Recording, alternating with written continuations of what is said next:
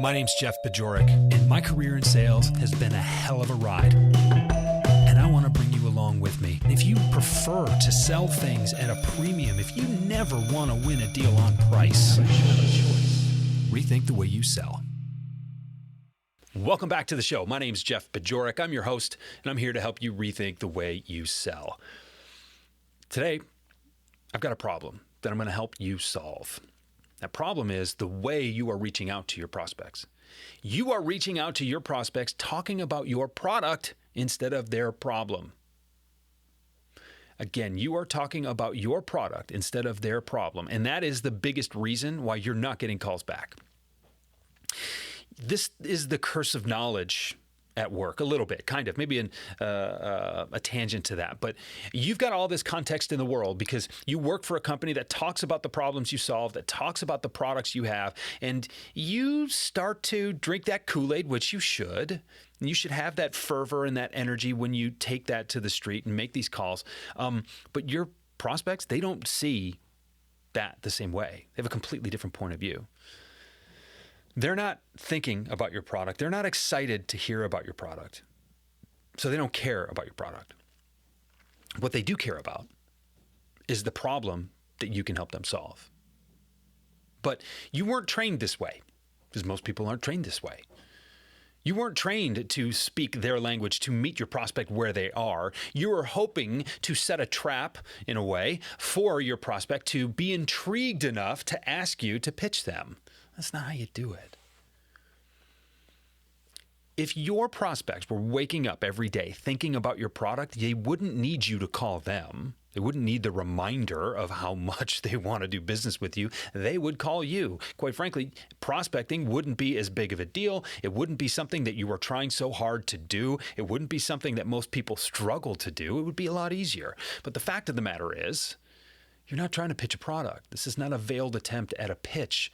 You're trying to connect with them over something that you can help them get over.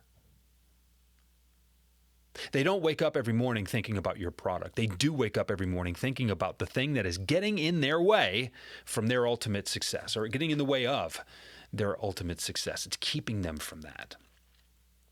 So instead of expecting them to meet you where you are, do the right thing, be the professional, go meet them where they are.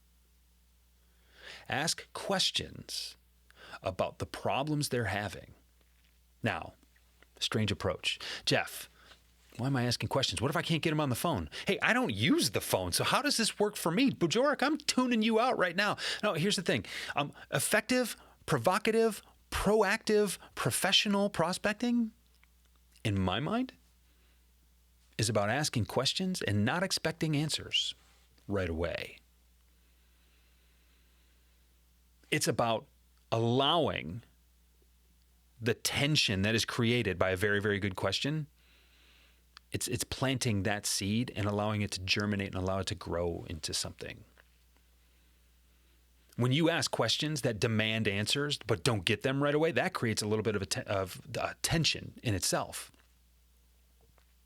When those questions are followed up by more questions, now all of a sudden you're starting to build credibility. You're starting to differentiate yourself. You're starting to show that you are someone worth talking to, that you've got something worth talking about by the questions you're asking to start a conversation. And the more of those questions that are asked that go unanswered, the more likely that prospect is going to say, yeah, Bajorek is someone I should probably call.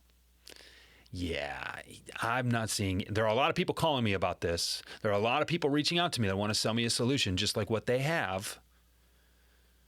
But he's approaching it differently, or she's approaching it differently. This is different. And so it might take you 5, 6, 10 calls. It might take you several emails, social media touches. But if they're all provocative, they will create enough tension for you to get that meeting. But first and foremost, if you're not talking about the prospect's problem, if you're not meeting them where they are, your success rate goes through the floor.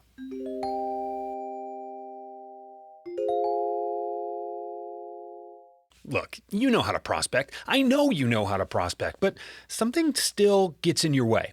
As a matter of fact, I've identified 8 reasons that you and your team are not creating more sales opportunities. I put them together as a white paper to serve as a companion of this season of the Rethink the Way You Sell podcast. Go to jeffbajorek.com/8 reasons to download your copy and the self-assessment that is included in that white paper so you know where you can make maximal impact right away to improve your prospecting results. Now back to the show.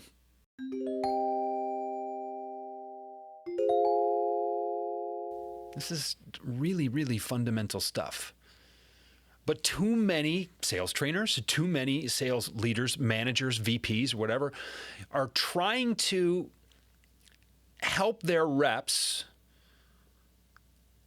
seem like they're personalizing more than they actually are, instead of encouraging them to meet their prospects where they are.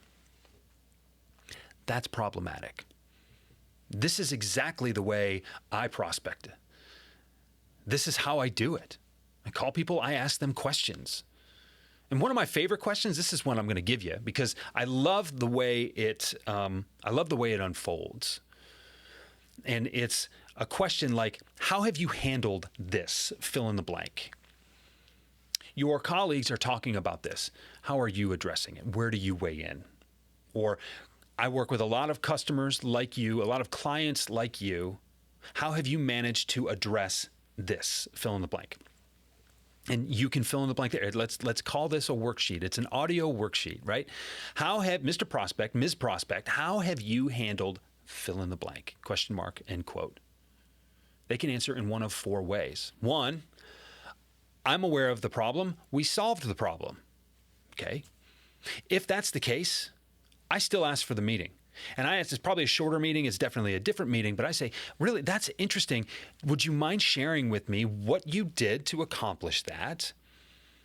And I mean, I love to hear a good success story. Would you be willing to share it? People like talking about their successes.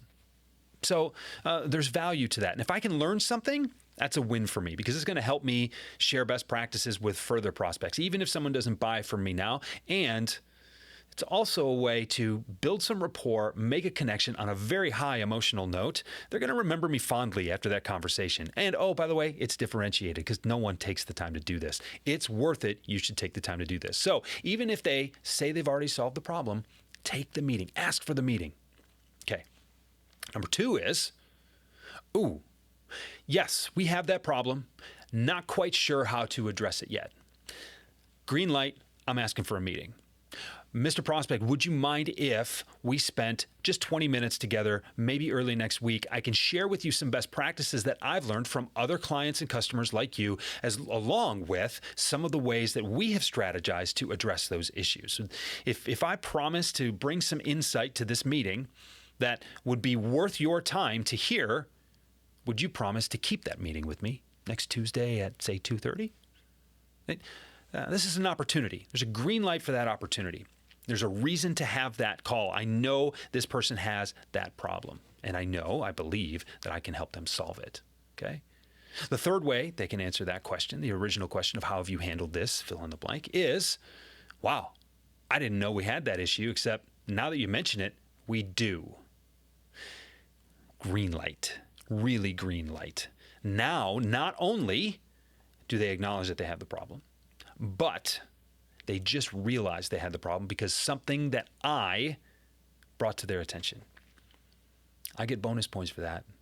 Now I'm a thought leader. Now I'm a trusted advisor. Now I'm someone who has already created that information disparity that so many salespeople are after. I've got a different level of credibility and respect coming into that meeting next Tuesday at 2:30 for 20 minutes. Because I brought this to their attention. I'm also way ahead of the sale, which allows me to dictate the terms of the conversation, allows me to dictate the buying motives for this prospect, which allows me to control the conversation in such a way that I'm suggesting to them what should be most important in their decision-making process. There's nothing manipulative about this. It's about how I am positioning the way they can think about this. It's a really good advantage to have when you're selling. You want to be first to market in this prospect's brain. Now, the fourth way they can answer this question, going all the way back to the initial one, is, yeah, we don't have that problem, or yeah, we have it, but it's really not an issue or a priority, and no, we're not interested. Okay, great. Can't win them all. They can't all be zingers. It's fine.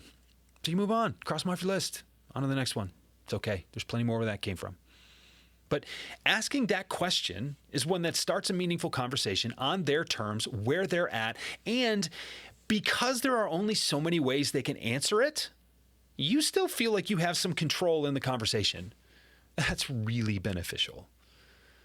And it helps you make sure that you can move them to the next step. It gives you those opportunities. But again, if you're not using questions in your prospecting, if you're not remembering that more conversations are started with a question, and recognizing that most conversations are ended with a statement, why are you using so many statements in your initial messages? Why aren't you asking more questions? Do you have a dozen provocative, powerful questions to ask? Can you put together a full outbound cadence of 12 to 15 touches with 12 to 15 different questions? Think about the power, if you could. Think about the power of an unanswered question. Think about the tension that creates.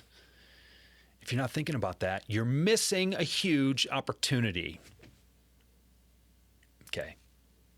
I hope you have thoughts. I hope you're thinking about this differently. And I hope you disagree with me. Quite frankly, send me a message, jb@jeffbajorek.com. I answer those emails. I respond to those emails. You're entitled to be wrong. This works.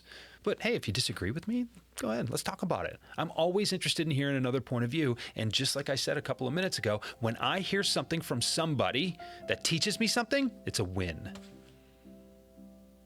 So if you're thinking differently, I hope you are, then I appreciate that. And again, thanks for spending the last 11 or 12 minutes with me. And if you think I can help your team think differently about how they prospect, about how they start their sales processes, give me a call. You know how to get a hold of me, and we'll talk about making something happen. It'll be fun. So, coming back at you with a great conversation about this topic with the one and only Mark Hunter. That's coming up in just a couple of days. Can't wait to share that conversation with you. Thanks again for being here. I will talk to you again real soon. Rethink the Way You Sell is a Pod About It production. It's mixed and edited by Doug Branson, with music by Blue Dot Sessions and Doug Branson. This podcast is masterminded by Jeff Bajorek.